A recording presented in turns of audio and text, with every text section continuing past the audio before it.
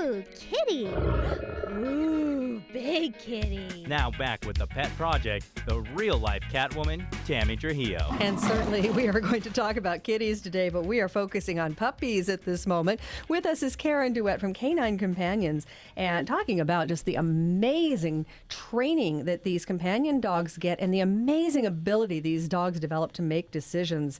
But anybody who has a dog knows you need to train your dog. So Karen, tell us about the methodology you use in getting a dog to this level. Well, we always try to go with the positive as much as possible. So most dogs are motivated by something. Some of them are chow hounds. Some of them just love a toy. Most dogs really appreciate tactile and verbal praise. So there's a lot of cheerleading that goes on in positive reinforcement training. I can always tell when the staff is doing a really good job because it sounds like a football game with a lot of cheering with the dogs on the field. And what we look for is what motivates the dog. What is the dog really interested in? And then we try to use that to our advantage. So, for instance, if it was food, they learn at first that the positive food reward for the dog is related to the command. And so you basically put the food in the direction, for instance, over the dog's head so it looks up and it naturally sits when you teach it to sit, down between its legs when you teach it to down. And we start out with full food reward until we know that the dog understands the commands, and then we go to intermittent so that you aren't necessarily walking around with a pocket full of food, but the dog always thinks it's possible to get it. And they will work for that, even if they have to do commands 6 times before they get one little treat. So likewise, a toy. You can play train a dog with a toy. And then we try to keep the corrections to a minimum. So, for instance, what dogs learn by nature, bad taste, bad smell, bad sound in association with something that they shouldn't do. And that could be, for instance, a dog that jumps up on people and it gets a squirt of water and vinegar in the nose with the word no. Whoa. And and it doesn't hurt the dog. But right. All of a sudden the dog says, oh, that didn't work. But then when you ask it to sit when it comes to you for attention and it gets food, oh, that worked.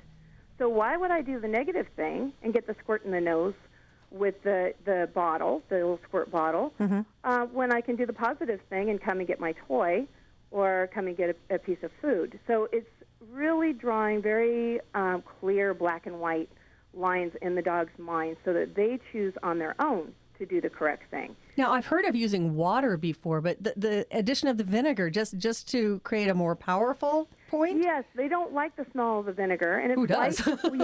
white wine vinegar and water, 50-50, and a squirt bottle like a plant sprayer. Right. On stream, and you want to stay away from the eyes, you just go for the nose. Sure. And it doesn't have to be a lot, but they get it quickly. I mean, you may see that it's 2 or 3 times, and suddenly the dog's like, oh, I don't think I'll do that anymore. I think I'll come and sit. And so for your really rowdy dogs, that works well. Some dogs will be sensitive enough to come up and learn that, hey, I just don't get the treat if I do that, so I'll stop that. Or the person turns their back on me and doesn't pay attention to me. For the very sensitive dogs, that can be enough. But you've got those big, rowdy, boisterous dogs that will just keep going. And the consistency of the response that they get is really the key. If, for instance, the husband lets the dog jump up and plays rowdy and lets him get on the couch, and the wife comes home and says, no, we don't jump on me, we don't get on the couch, that's really something that makes the dog conflicted.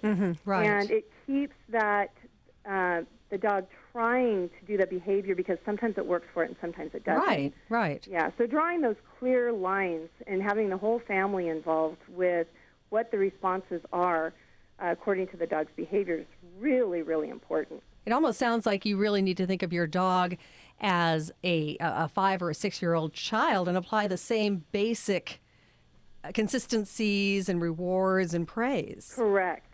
Very, very important. And that's probably one of the biggest issues that we deal with people here because people come in with their own philosophies. Maybe they learn from grandma or grandpa. And sometimes husbands and wives think completely differently. Sure. And you get people who learned that corporal punishment was the right thing for the dog. And so you have to teach them that that doesn't work. All it does is teach the dog to be afraid of you. The dog doesn't understand in human terms that you're trying to correct it for that. It just thinks you're being dominant over it. And it was really frustrating is when you see a man walk in and say, I want him to stop submissive wedding on the floor. And then you find out that all he's done is yell and scream in the dog's face and hit the dog, and you say, well, that's a direct result of what you've been doing. Right. So don't blame the dog for wetting on the floor when he's petrified of you. And so we always have to start with people, never hit, kick, hang, don't do any of that. Let us teach you something that is new and something that you will find very, very pleasant as compared to what you've been doing, yelling and screaming at the poor dog. So you're training people and dogs. Yeah, and the people are definitely the harder of the two to train. Absolutely. Karen, where are you located? We are in southwest Riverside County in the hills above Corona, right off the 15. All right, excellent. We want to direct people to your website. It's k-9companions.com. Correct. And we do have you on our Facebook page with a link on over. Oh, wonderful. Absolutely. And on the Pet Project website. And Karen, great information. Love the stories about these dogs working with their people, but great information for people just with regular pet dogs to try to get them to really become part of the family. I thank you so much for being with us today. Oh, thank you for having me. All right, Karen. Karen DeWitt from K9 Companions. Again, the website k-9companions.com, or you can just go to Tammy Trujillo's Pet Project on Facebook. We've got all the links that you need. We are going to move from dogs to undersea wild, crazy creatures here. And we're going to do that when we come back. Jellyfish. Now, you're probably going, oh, jellyfish, those weird, creepy, prehistoric, floaty things, right? I grew up with the story of my mom telling me she got nailed by one in the ocean one time. It got on her face because you don't see them coming. So a lot of people fear jellyfish, but probably because you don't know a lot about them. So think about jellyfish in a positive light for a few minutes, and then think about them in different colors of light for a few minutes. Jellyfish as pets, jellyfish as art. That's what's coming next on The Pet Project, the show your pet wants you to listen to.